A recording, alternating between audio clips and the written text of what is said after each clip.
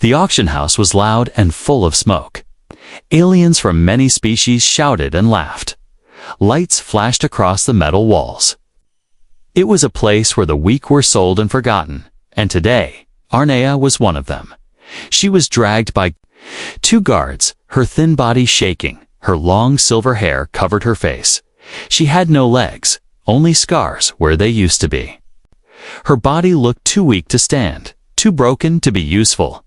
The auctioneer stood on the platform, pointing to her with a metal cane. Next up, he shouted. A half-blood Zarnian female, strong bloodline, but useless now. She can't breed, can't work, can't even walk. Start the bid at 1 credit. No one spoke. The crowd only laughed. Throw her away, someone yelled. Why would anyone buy garbage? Another one said. Arnea stayed silent, her head low. She was used to the pain, the shame. She had stopped crying a long time ago. The auctioneer kicked her side lightly. Say something, he growled. She said nothing. Her lips were dry. Her voice lost somewhere deep inside her. Then someone in the back moved. A figure wearing dark clothes, standing still like a shadow. The crowd turned to see who it was. The figure walked forward slowly. He was human, tall, with tired eyes and rough hands. He didn't look rich, didn't look strong, but he looked serious. The auctioneer laughed. You want her? She's not even worth the fuel it took to bring her here. The man didn't answer. He kneeled beside Arnea, looked at her face. She didn't meet his eyes. She expected another insult, another slap. Instead, he spoke softly. What's your name? She blinked, confused. No one had asked her name in years. A.R. Arnea, she whispered. The man turned to the auctioneer. I'll take her, he said. Gasps came from the crowd. Why would a human take her? Someone whispered, she's broken. Another said, the auctioneer shrugged. She's yours. No refunds. Marcus's name was Marcus. Lifted Arnea gently. Her body was light like feathers. He placed her in a small hover chair. He brought with him, then he turned and walked out of the auction house. No one stopped him. They were too busy laughing. But Arnea felt something strange. Not pain, not fear. It was warmth, a small, strange warmth in her chest. It scared her. They traveled across a dusty road under the dark sky. The stars above were cold, like watchers in the night. Marcus didn't talk much, but he gave her water. He adjusted the hover chair when it tilted. He kept looking at her, not with pity, but something else, something gentler. Finally, they reached a small house built near a hill. It was simple, but clean. He carried her inside and placed her on a soft couch. You can rest here, he said. Arnea looked around, confused.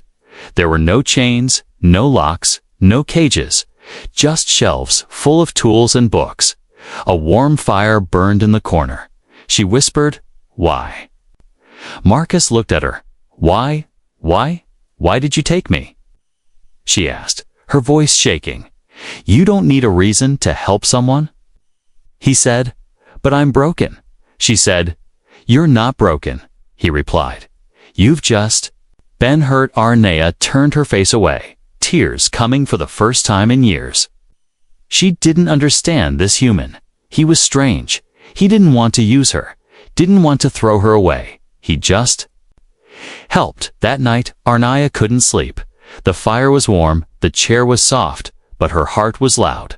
Who was this man? Why was he different? She stared at her missing legs, her hands clenched tightly. Maybe this was a trick. Maybe he wanted something later. Or maybe there were still good people in the galaxy, even if they were human, even if they were rare. She looked at Marcus one more time. He was sitting near the fire, fixing a machine part, not watching her, not guarding her, just working silently. And for the first time in a long, long time, Arnea felt something she didn't recognize right away. It wasn't fear, it wasn't hate, it was the smallest, quietest piece of something lost. It was hope. The next morning, Arnea woke up slowly. She wasn't in chains. She wasn't in a cage. She was lying on a real bed with a soft blanket. Sunlight came through the small window and warmed her silver skin. For a moment, she thought she was dreaming. Then the door opened.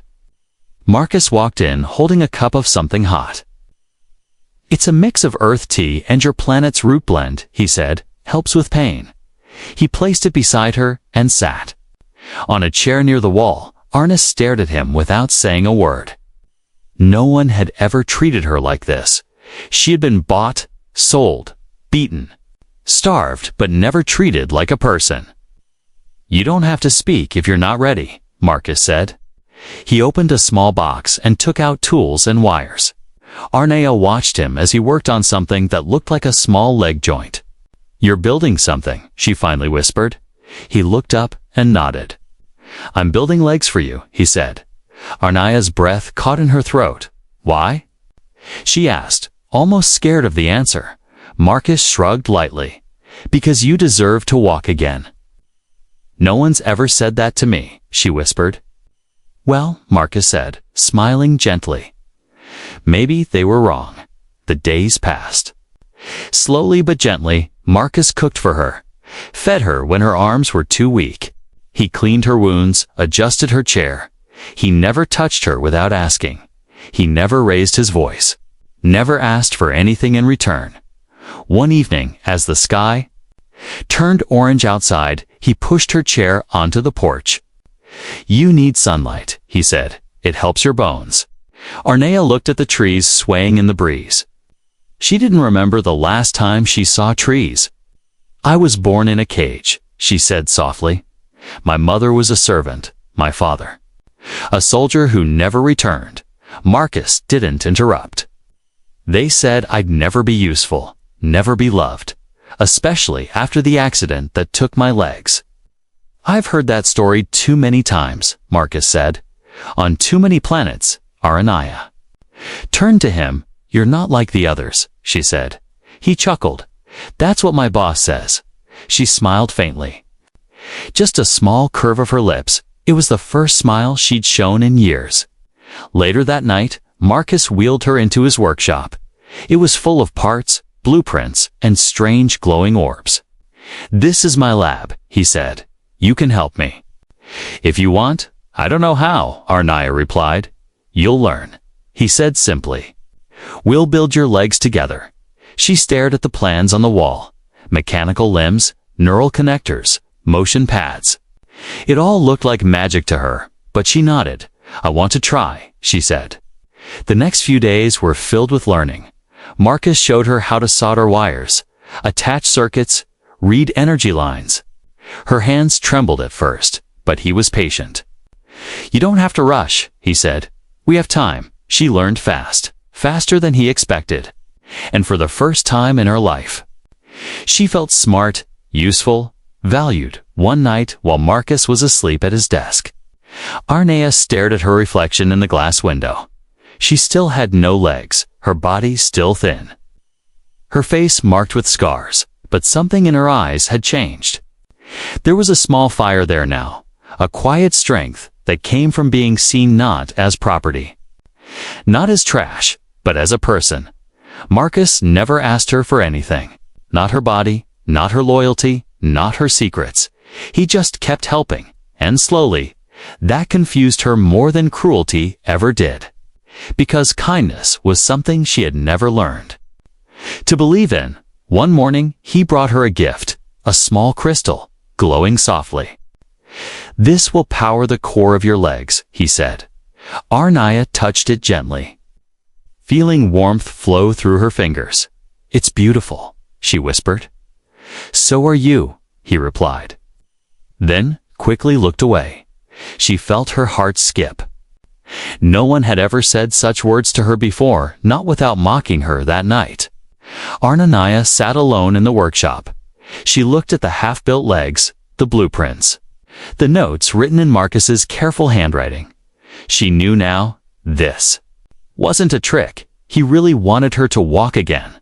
Not to own her, not to control her, just to give her freedom. and as the stars watched from above, Arnea placed her hand on the cold metal of the frame and whispered, "I don't know why you're doing this, human, but I'll walk again, and when I do, I'll protect you."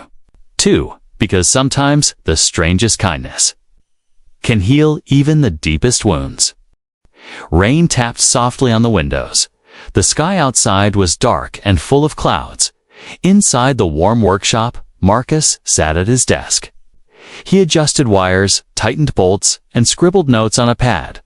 Arnea sat nearby, watching quietly. Her new legs were halfway built, each part strong and shining, full of careful design. She had helped create them. Her hands were learning. Her mind was awakening. But her heart still carried questions. That night, she finally asked the one question that haunted her. "Why did you choose me?" Marcus looked up slowly. He didn't answer right away. He placed his tools down and leaned back in his chair. "You mean?" "Why I bought you at the auction," he said gently. Arnea nodded, her silver hair falling across her face. "I was useless," she whispered. "I couldn't walk, couldn't fight, couldn't breed. I was nothing." Marcus stood and walked to the window. Raindrops slid down the glass like tears. "My sister," he began. Her name was Elia. She was strong, smart, and full of life. But after the mining collapse on Luna 9, she lost both legs. Arnea stayed silent, her eyes locked on his back. She asked for help, begged for it. Marcus continued. But the colony council said she was a burden. They left her in a care unit that never cared. She died alone. Cold and forgotten, he turned back to Ward. "Arna, I swore that day, if I ever saw someone like her again, I'd never walk away. Not again." Arnea felt something twist in her chest. It wasn't pity. It was connection. Pain, recognizing pain. "I'm sorry," she said quietly. Marcus gave a sad smile. "So am I." Silence filled the room for a moment. Then Arnea asked another question. "Do you see her in me?" Marcus shook his head. "No," he said. "I see you." Arnea looked down, her voice soft. "I've been called trash, failure, reject. No one ever looked at me and saw a person." Until now. Marcus knelt beside her, his voice steady. "You're more than a body, more than what they took from you. You're alive, you survived, and that means something." Tears welled in Arnea's eyes. She tried to blink them away, but they came anyway. She hated crying. It made her feel weak. But Marcus didn't laugh, didn't turn away. He simply reached out and held her hand. In his grip, she didn't feel owned. She felt safe. The rain kept falling outside. But inside the room, something else was growing. Trust, not fast. Not perfect, but real. The next day, they returned to their work together. They added servos and sensor pads to the legs. Marcus explained every wire, and Arnea remembered each step. She even began to improve the design. "You're better at this than me," Marcus joked. Arnea smiled for real this time. "I had a good teacher," she replied. Each day she grew stronger. Her arms had more muscle now. Her skin looked brighter. She laughed once, just a little, and Marcus nearly dropped his tools from shock. It was a sound he didn't know he needed to hear. But something deeper was changing too, at night. When the tools were silent and the stars were bright, Arnea found herself thinking about Marcus, not as her rescuer, not as a human, but as someone different. He listened. He never judged, and when she looked into his eyes, she didn't feel broken one evening. As they sat near the fireplace, she spoke. Again, her voice steady this time. "Marcus, yes. If you hadn't seen me at the auction, would you still have saved someone else?" He nodded slowly. "I like to think I would have," he said, "but I'm glad it was you." That night, she couldn't sleep. Her heart beat fast, and she didn't understand why. She stared at the ceiling, thinking about his words. "Glad it was you." No one had ever been glad for her before. She had always been the unwanted one. The last pick, the mistake. But maybe now she wasn't just a rescued creature. Maybe she was becoming something else, someone stronger. The next morning, Marcus placed something beside her bed. It was a metallic knee joint, beautifully shaped and polished. "This is the last piece," he said. "Tomorrow, you'll walk." Arnaya reached out and touched it gently. Her fingers shook, not from fear, but from something bigger. She looked up at Marcus. His eyes were soft, hopeful, and full of belief. "Believe in her," she whispered. "I want to walk." "You will," he said, with a smile. "And then what?" she asked. "Then you decide." Marcus said, "Where you go, who you become, what you want." Arnaya nodded. For the first time in her life, she had a choice. And that made all the difference. Morning light filled the workshop with a soft, golden glow. Marcus stood by the bench, carefully placing the last part into the socket. The legs were ready, shiny, strong, and shaped perfectly for Arnaya's body. She sat nearby, eyes wide, heart racing. "Are you sure?" she asked softly. Marcus nodded. "They're ready." He rolled her chair beside the fitting table. Gently, he lifted her onto the bench. His touch was careful, respectful, never rushed. Arnaya looked at the mechanical limbs. They didn't look like her old legs. They looked better built with care, designed with love. She reached out and touched them. Fingers trembling. "They're beautiful," she whispered. "So are you." Marcus replied without thinking. Her cheeks turned warm, but she said nothing. He worked slowly, connecting the neural links to her spine. Tiny pulses of light moved through the cables. Her body jerked once, then settled. She gasped as she felt something she hadn't felt in years. Sensation, not pain. Not cold metal, but connection. "Can you feel them?" Marcus asked. Arnaya nodded, her voice full of wonder. "Yes," she breathed. "I can." He stepped back, arms folded. "All right," he said gently. "Try moving them." At first, nothing happened. Then one toe twitched, then the other. She moved the left foot, then the right. They responded, not perfectly, but enough. Tears welled up in her eyes. She pushed herself up slowly, using the edge of the bench. Her arms shook, her body trembled. But she stood. Her legs were metal. But they held her for the first time in years. She stood on her own. She looked at Marcus, eyes wide, tears streaming. "I'm standing," she said, almost laughing. "You're standing," he said, smiling proudly. She took one step, then another. She stumbled, almost fell, but Marcus caught her. They laughed together, not from mockery, not from pity, but from joy, real joy. Each day after that, Arnaya trained. Marcus built her a walking path behind the house. She walked back and forth. Legs clunky at first, but she got better. Faster, stronger. She fell sometimes, scraped her knees, but she always got back up. Every time she fell, Marcus was there, not to carry her, but to offer a hand. One day she ran, not just walked ran. Her feet hit the ground fast and steady.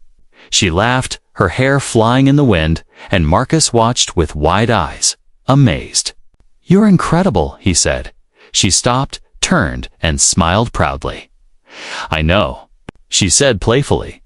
Later that evening, they sat on the porch together. The sky was painted with pink and purple clouds. Birds flew over the hills, and a soft wind moved through the trees. Arna sipped warm broth from a cup. Marcus leaned back, eyes closed. "Do you miss Earth?" she asked. "Sometimes," he said, "but it never gave me what I found here." She looked at him, confused. "And what did you find here?" He turned to her, smiled softly. "You?" Her heart skipped. She didn't know what to say. No one had ever spoken to her like that. Like she mattered. Like she was more than a broken tool. She looked down, then whispered, "Do you ever think I could be more?" Marcus tilted his head. "More. More than just fixed," she said. "More than a project, More than a rescued thing, he reached out, touched her hand gently. "You already are." A few days later, they visited the nearby village. It was a small farming colony with mixed species. People stared as Arnaya walked beside Marcus. Some whispered, some pointed. But no one laughed. Her metal legs shone in the sunlight. She walked with pride, chin high. A small child approached her, eyes wide. "Are you a warrior?" The child asked. Arnaya knelt slowly and smiled. "Not yet," she said, "but I'm learning." The child giggled and ran back to his mother. Marcus watched from a distance. He saw the strength in her back, the fire in her eyes. She was changing, becoming something greater every day. That night, Arnaya stared at the stars. She thought about who she used to be, weak, silent, forgotten, and who she was now, standing, walking, choosing her own path. She looked over at Marcus. He was working on a small project under a lamp. And something inside her whispered a question she never thought she'd ask. Could he love someone like her? Not out of pity, but truly. She touched her legs, felt the power, the freedom, and whispered to herself, "I will become more. Not just for me, but for him too." The peaceful days didn't last forever. Far beyond Marcus's home, eyes were watching, eyes full of rules, power, and fear. The Galactic Trade Council, which controlled all movement of salvaged beings, had noticed a missing unit. ZN32F, marked as unsellable breeding stock, was never destroyed. A signal went out, a bounty was issued, and ships were sent to investigate. Back on the quiet green planet, Marcus and Arnaya didn't know. They were in the middle of building new upgrades. Arnaya's legs now had a shock absorber system. She could leap over small fences and land without pain.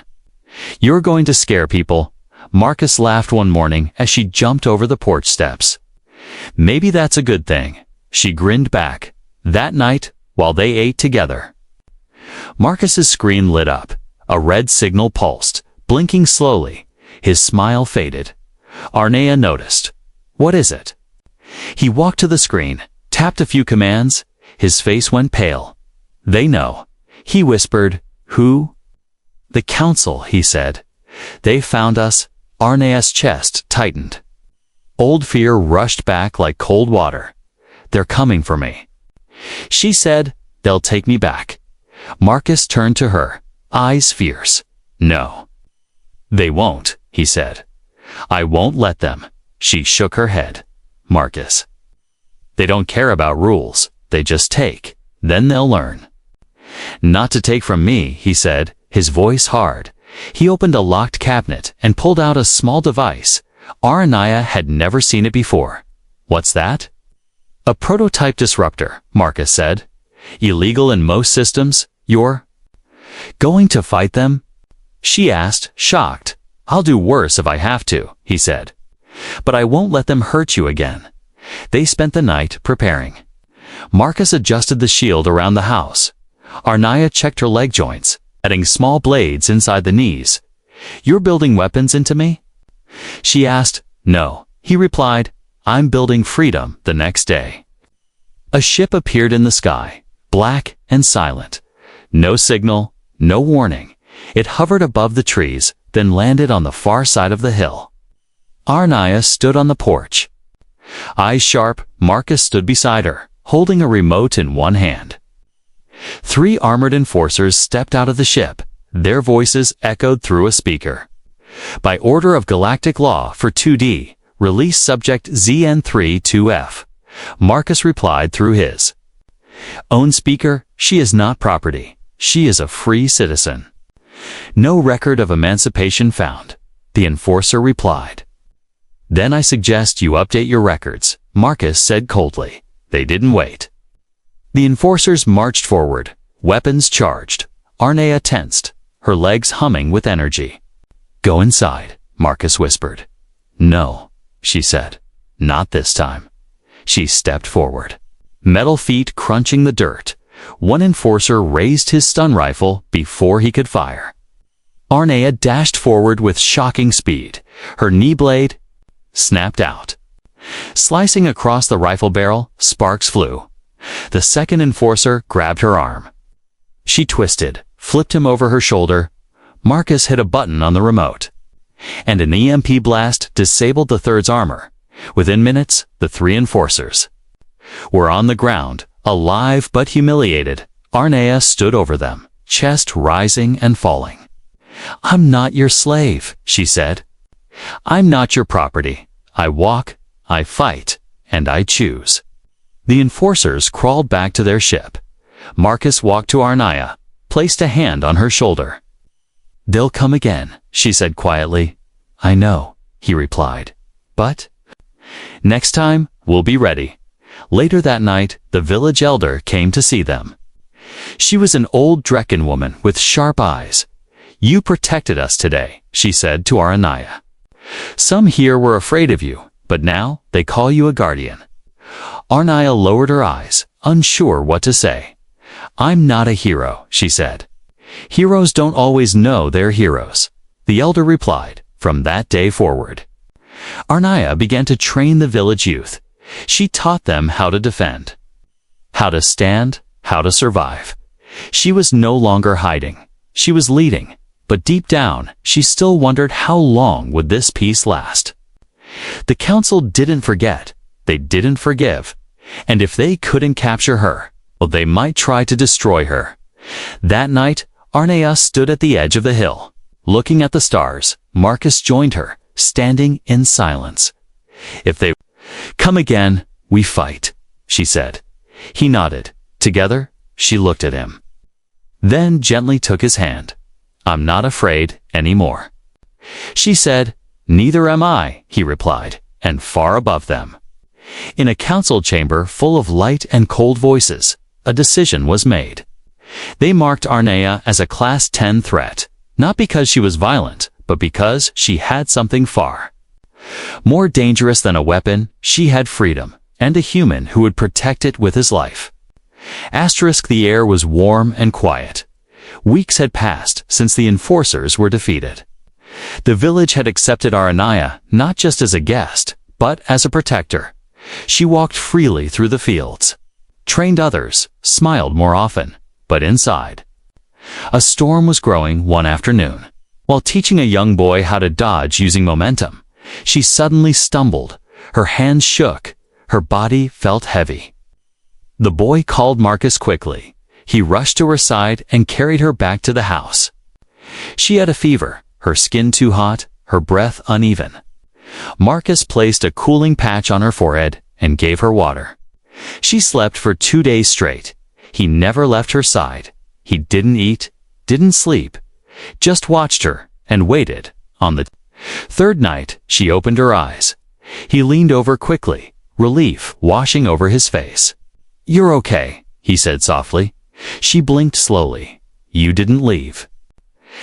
"Never," he whispered. She tried to sit up, but he gently pushed her back. "Don't push it. Your body's been through too much." She looked into his tired eyes. "You haven't rested," she said. "I wasn't going to sleep while you were burning up," he replied. Tears formed in her eyes, not from pain, but from something she still didn't fully understand. "Why do you care so much?" she asked, voice trembling. He looked at her, quiet for a moment. Then he said something she wasn't ready for. "Because I love you." The words froze the air between them. She stared at him, shocked. Her hands gripped the blanket tightly. He didn't try to take it back, didn't joke. He just said it again, more softly. "I love you, Arnea." She closed her eyes, her heart racing. No one had ever loved her. Not like this. Not freely. Not without taking something. "Marcus," she whispered, "I don't know if I know how to love." "That's okay," he said. "You don't have to know now." She opened her eyes again. "But I know what I feel when I see you." "What's that?" he asked. "Safe," she whispered, "and strong." He smiled, his fingers brushing her hair from her face. "Then that's a start." She reached out and took his hand. And they sat there, in the quiet, holding each other to different lives, two broken stories, slowly becoming one. Days passed, and Arnaya regained her strength, but she had changed. Something inside her had grown warmer, deeper. She no longer saw Marcus as her savior. Now, she saw him as her equal, her partner. One evening, while exploring Marcus's lab again, she found something hidden under a cloth, a large glass chamber, glowing softly with pale blue light. "What's this?" she asked. Marcus stepped beside her, surprised. "You weren't supposed to see that yet." She turned to him, confused. "What is it?" "It's a prototype," he said slowly. "A synthetic womb system, designed to work with your biology." Her eyes widened. "You mean? I could?" He nodded. "Yes, it's experimental, but if you want it. One day, you could have a child." Arnaya's breath caught in her throat. She backed away, unsure what to say. "I thought I was never able to." "Breed. That's what they told you," Marcus said gently. But they were wrong. She looked down at her hands, then at her legs. So many pieces of her had been taken away, but Marcus had given them back one by one. Her legs, her dignity, her heart, and now, even her future. She stepped forward slowly, placed her hand on the chamber. It felt warm under her fingers. Her voice shook as she spoke. "Would you want that?" Marcus looked into her eyes. "Only if you do," he said. "I want to build a life with you, not just fix the past." She looked up, tears rolling down her cheeks. "No one ever gave me a choice," she said. "You have one now," he whispered. She nodded. "Then yes," she said, her voice steady. "Maybe not today. Maybe not tomorrow, but yes, someday." He held her close that night. Not out of desire, but love, and she let herself rest in his arms. Because for the first time in her life, she wasn't afraid of being wanted. Not for her body, not for her usefulness, but for who she truly was. The wind carried the scent of flowers across the green hills. The sun rose gently over the quiet world where Arnaya and Marcus now lived. The village had grown peaceful, and people smiled when they saw her walking with strong metal legs. Children followed her, calling her hero, but today, something had changed inside her. She stood in front of the house, her hand resting gently on her belly. The womb chamber had worked. She was pregnant. Arnaya had never imagined this moment. She had once been called useless, broken, not even worthy of survival. Now, a new life was growing inside her, not created in a lab by force, but created by choice, by love. Marcus stood behind her arms. Around her waist, his hands were rough from building, but his touch was always soft. "You okay?" he asked. She nodded, smiling softly. "I never thought I'd feel this." "Feel what?" "Whole," she whispered. He kissed the side of her head. "You've always been whole, Naya," he said. "You just needed someone to remind you." They walked through the village path together. Neighbors came to greet them. A Drecken baker gave them sweet fruit slices. A child handed Arnaya a drawing. It was of her with a glowing belly and metal legs. She held it close, eyes misty. "They believe in me now," she said. "They always should have," Marcus replied. As the months passed, the child grew. Arnaya continued training villagers, though she moved slower now. She often placed her hands on her stomach while meditating, feeling the heartbeat within her. It gave her strength more than any blade or armor ever had. One night, she sat under the stars with Marcus. "Do you think our child will be human or Zarnian?" she asked. Marcus smiled. "I hope both, a mix of strength and hope," she added, "and stubbornness." He laughed. She leaned on his shoulder. "Then we better be ready." Far above them, in the dark of space, a satellite blinked. It belonged to the council. The system marked Arnaya's location as active again. A meeting was called, and voices argued in cold chambers. She was supposed to be eliminated. One voice said, "She's not just alive. another added.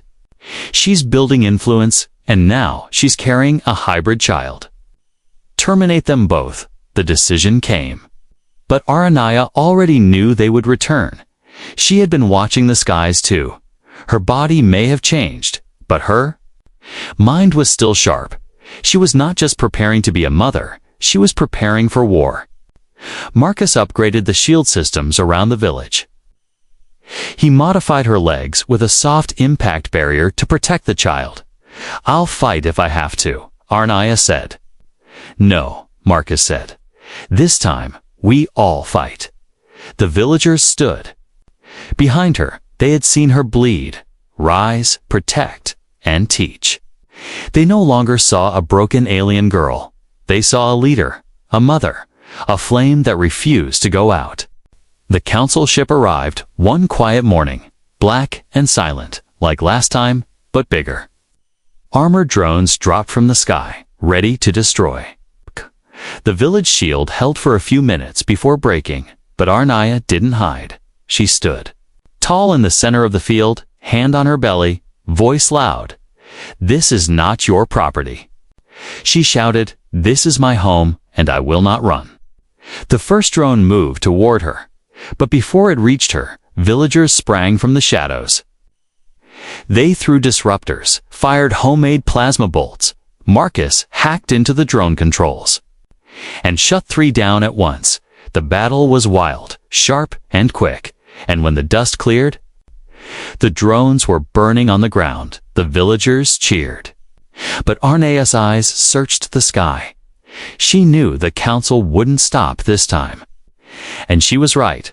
A final order came from the council flagship orbiting above. Fire the orbital strike. Marcus intercepted the command. He looked at Aranaya, eyes wide. They're going to destroy the whole village. Aranaya didn't hesitate. Then we go to them, together. They launched Marcus's hidden shuttle, a small but fast ship that could break atmosphere. In seconds, Aranaya sat in the co-pilot seat, her hand never leaving her belly. They broke through the sky and reached the council ship. Marcus activated a stealth code he had written years ago. They boarded the enemy ship undetected. Inside the cold metallic corridors, Aranaya moved like a shadow. Even pregnant, she was faster than most. They reached the command room, and Aranaya faced the same enforcers who once called her worthless. Now they pointed weapons at her, but she didn't flinch. I am not broken, she said. I am not yours, this child, she said, voice full of power, is the future you fear. She lifted her hand, palm glowing with the same power Marcus had been building for months. She released an energy pulse that knocked the guards. To the ground, they fled. And she and Marcus set the council systems to broadcast a single message across the galaxy. We are not your slaves. They left the ship as it powered down, its systems fried. Back on their planet, the village was safe. The people welcomed them home with tears and joy, and 1 month later, under the twin moons, a baby was born, half human, half Sarnian, small, warm, full of light. Marcus held her gently, and Aranaya watched with tears in her eyes. She's hope, Aranaya whispered. No, Marcus said, smiling down at the child. She's a beginning.